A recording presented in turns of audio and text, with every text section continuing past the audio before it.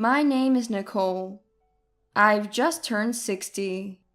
It's me, my husband George, and our son Kevin, a family of 3.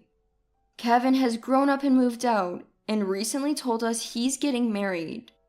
They're coming over soon to tell us all about it. I can't help but wonder what his partner is like. Maybe I'm just hoping they're a good person because of my own past experiences. This takes me back 30 years. Kevin was just about 5 months old at that time. We were living with my parents in their country home back then. We moved in with them because they were getting older and needed help, and I wanted to raise Kevin in the countryside.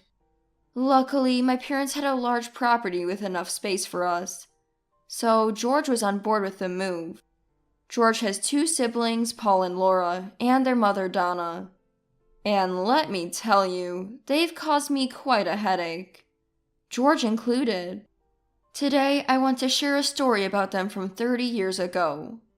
George's family, except for his father Eric, were always so stingy and obsessed with money. They would ask for all sorts of things. Money, my belongings, to fix their eyebrows like mine since I always kept George looking sharp, and even my household appliances. At first, I never lent them money, but I did give Laura things I didn't need, like a component stereo system or a handheld gaming console. Looking back, I realized that was a mistake. Laura's habit of wanting my things didn't change even after we moved to the countryside. I remember lending her $1,000 once, making her sign a promise to pay it back, but I never saw that money again. As a young couple just starting out, $1,000 was a lot for us, and losing that money was tough. Since then, I've tried to say no to lending money as much as possible. However, one day, Laura said, "My parents can't pay for the cram school, so I'd like to borrow it because I definitely have to pay it back someday." Laura wants to go to cram school because she wants to improve her academic ability in the subject she is weak in. George and Paul, feeling sorry for her, decided to split the cost. I was against it, but George insisted, so we agreed only if it was within his allowance. Laura doesn't plan to pay us back. She's always under a lot of pressure at home. Donna would say things like, "I spent so much money on raising you, you'd better succeed." This even led to Laura running away from home once. She was found staying at a friend's house. Honestly, my in-laws' obsession with money has always troubled me. George has been financially independent since middle school, paying for his own phone, clothes, and more. He even covered phone bills for Paul and Laura. He's still paying off his student loans from college. And recently, Donna developed a mental illness, possibly bipolar disorder. It all stems from a debt issue at my in-laws' house. Neither we nor Eric knew about it, but Donna had been borrowing money for living expenses. I never found out how much she borrowed, but it must have been a significant amount. Donna lived in a family where she was a housewife, and they depended solely on Eric's income. Hidden from Eric, Donna secretly racked up debts because she couldn't bear to tell him they were short on living expenses. Donna's mental health struggles led to some bizarre behaviors. She would suddenly scream for no apparent reason, or I'd find her hiding in the walk-in closet, mumbling to herself while clutching the money she needed to deposit. She even started speaking nonsensically at times. While I never saw these incidents firsthand, Paul regularly updated George through messages about Donna's condition. Regarding this issue, Paul had been bearing the brunt of it. Paul, currently a freelancer, would usually put nearly all the money he earned from his part-time jobs into the household. This seemed to have left him without any spending money for himself. Not finding this situation amusing, he sent a bunch of complaining messages to George. Messages like, "I'm struggling at home, and here you are in an enviable situation," or, "So at least contribute some money," were sent his way. At one point, there was talk of hospitalization, but after a few months, his condition seemed to stabilize, and he didn't need to be admitted. Last month, I saw Paul after a long time. He didn't seem mentally unwell at all. However, messages from Donna started arriving daily, a new development. Messages like, "I want to see my grandchild. I'll visit tomorrow. Send some vegetables." Since my parents are part-time farmers, requests for vegetables are common. Previously, messages went to George, but recently, knowing I make the final decisions, they've been directed at me. It seems easier for her to get a yes from me, so she continues to send them my way. Every time we meet, I give her vegetables. In return, Donna gives me towels or clothes. Honestly, they aren't to my taste and reek of cigarette smoke, which is unpleasant. But outwardly, it's become a sort of give-and-take relationship. In the midst of this, my mother fell ill. It wasn't life-threatening, just a recurrence of a previous ailment. Being diligent, she still works, taking her medication. However, I don't want her to overexert, so I've been handling the household chores. Because of the busyness at home, I hinted that meeting the grandchild might be difficult for a while. That's when the frequency of messages increased. Endless repeats of messages like, "Bought a plushie for the grandkid. Want to hand it over. If we can't meet, I'll send it. Towels too. Is your mother well? Support her properly. Do the housework. Love, the grandchild." It seems like a state of mental distress. I considered asking George to subtly tell her to stop messaging, but I'm afraid it might worsen her mental health. Paul is problematic in a different way. He hasn't caused a police incident yet, but has been involved in several assault cases. Listing the outrageous behaviors of my in-laws could go on endlessly. As for Eric, I'm not quite sure. He's a shadowy figure, always silent and holding a child whenever we meet. Since he never says anything, I never really understood his thoughts, even during Donna's illness. He's not a bad person, just silent, but it's hard to say. Honestly, I want to cut ties with such in-laws. Leaving them be, it wouldn't surprise me if any of them caused a criminal disturbance. They're all that unreasonable. Sometimes I even feel George has a bit of their blood in him. I've been looking for a way to sever these ties without causing a stir. George seems to prioritize us over his family. He's had a tough time with his parents regarding money since childhood. If I said I wanted to cut ties, he'd probably be thrilled and agree wholeheartedly. But George often missteps in his actions. Worried it might make things worse, I've asked him not to get involved for now. I haven't thought about moving away secretly to escape my problems, given my mother's illness and our financial situation. It seems unlikely we can do anything until George's scholarship loan is paid off, which feels like forever. Another major reason I want to distance myself from my in-laws is their involvement in a certain religion. My in-laws are followers of this religion, and Donna especially is very active in it. When I first met Donna, she took me to their place of worship, and I had to listen to a stranger talk about their beliefs for 2 hours, which was quite traumatic. Although George dislikes the religion, he was registered as a follower at birth without his consent. I hesitate to let Kevin meet them, fearing they might do the same to him without our permission. Once when Kevin met them, Donna and a friend excitedly talked about marrying him to her grandchild, who's of the opposite sex and the same age. They might have been joking, but it terrified me. Kevin is only a baby. This is no joke. It turns out Eric was a follower first, and Donna joined upon their marriage, becoming more engrossed than Eric. I was surprised to learn this since Eric seemed indifferent to religion. Eric might appear violent when angry, but I've never witnessed it. While Donna was ill, he managed to work in household chores without complaint, which made me hope he was the only reasonable person in that family. However, I wouldn't be surprised if there's more to him than meets the eye. Then one day, George received a message from Paul asking for money. It was a small amount, intended for his vocational school application fees.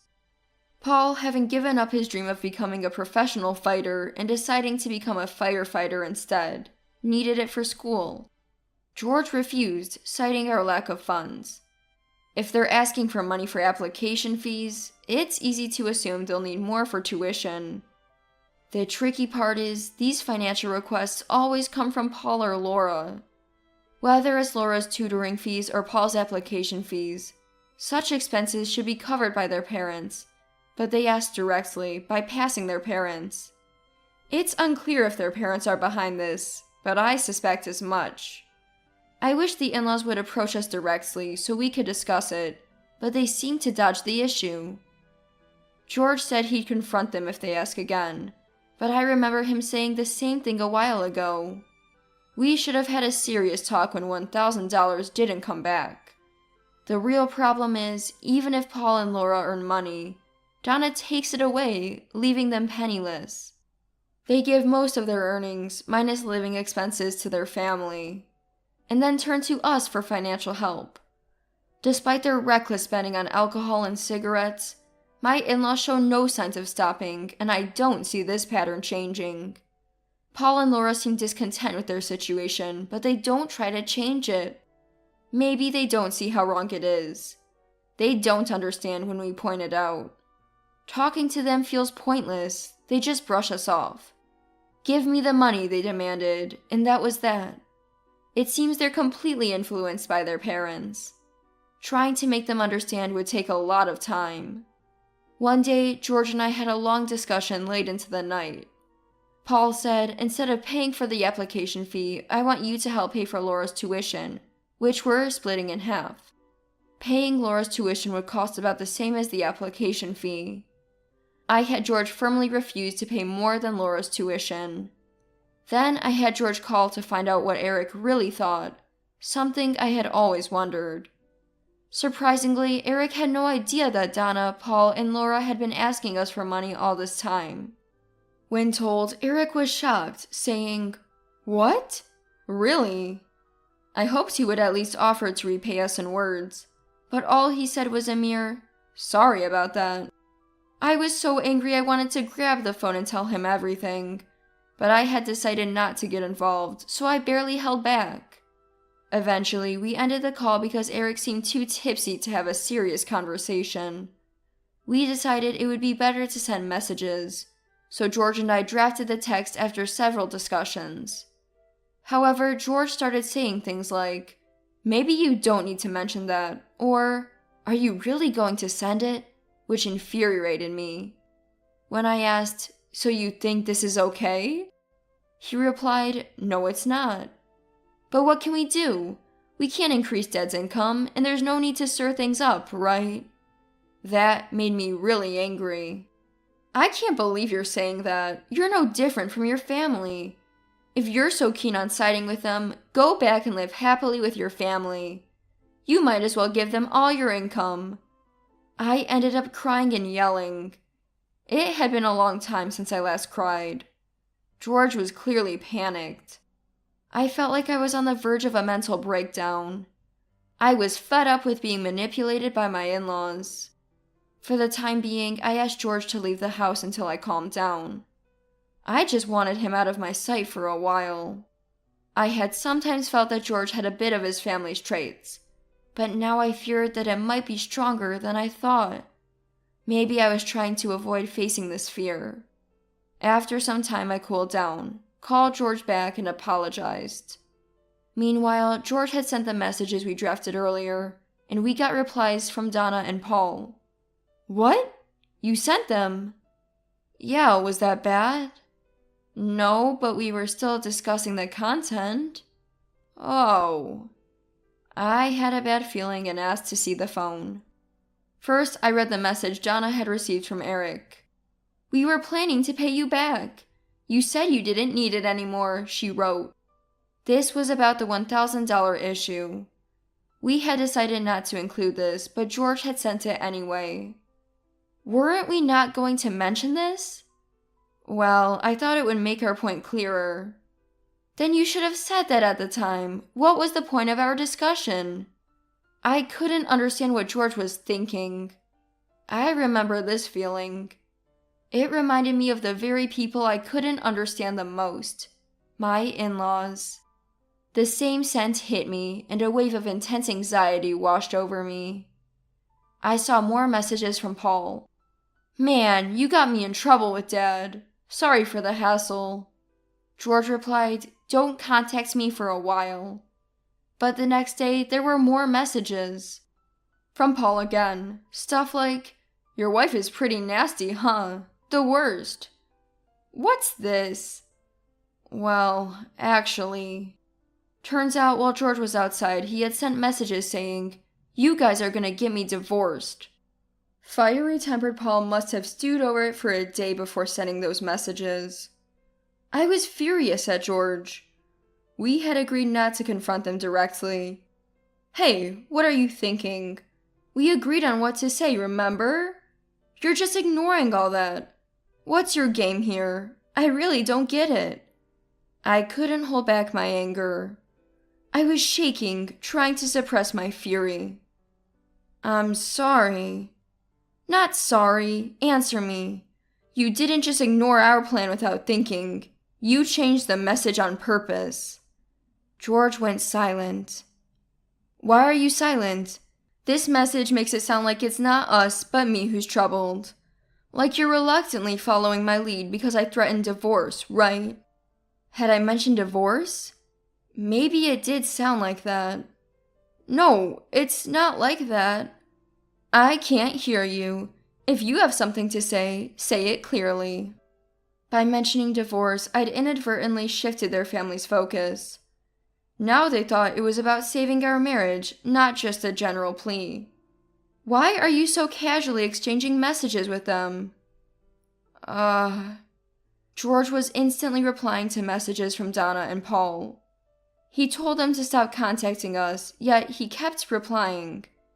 And they responded, and so did he. Nothing changed. The initial message now felt trivial, inconsequential. I think I understand now what kind of mentality you have. I'd known all along, really, just avoiding facing it. In the end, you just can't defy your parents fundamentally, like your siblings. Complain about small things, maybe. But your mind's tainted with bad thoughts, contaminated by being exploited.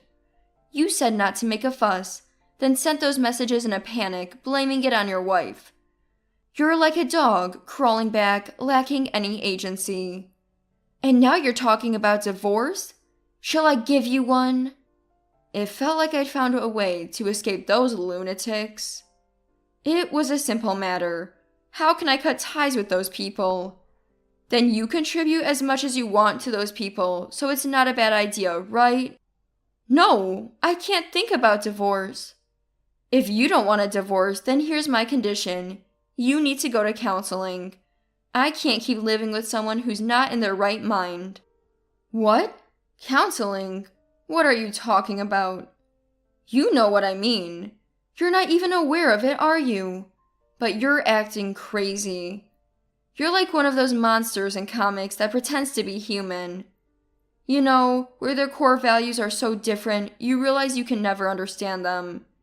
You must have always been like this, but this situation made it clear to me. Things can't go back to how they were." I looked firmly at George. George was flustered. Still, I couldn't figure out what he was thinking. Maybe that was a bit much. Let me put it simply. You have two choices.